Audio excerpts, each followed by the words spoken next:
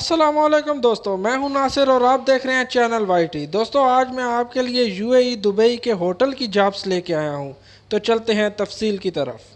दोस्तों दुबई के अलखोरी होटल की जॉब्स हैं। तो जॉब्स लिस्ट में शामिल है housekeeping assistant, bell boy, demi chef, commis 123, front office assistant, guest service assistant, electrician, F&B assistant, hostess, houseman, restaurant supervisor and graphic designer.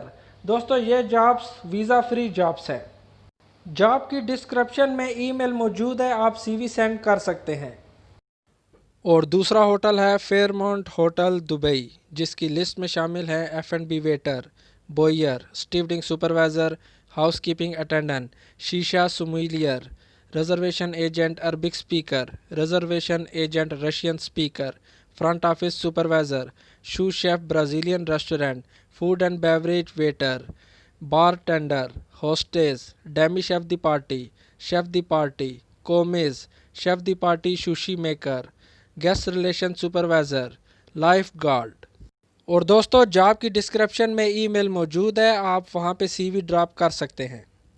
और इन jobs में से आपको किसी भी काम का एक्सपीरियंस है तो ज़रूर अप्लाई करें, वीज़ा बिल्कुल फ्री है। और वीडियो अच्छी लगी तो सब्सक्राइब कीजिएगा। मिलते हैं अगली वीडियो में।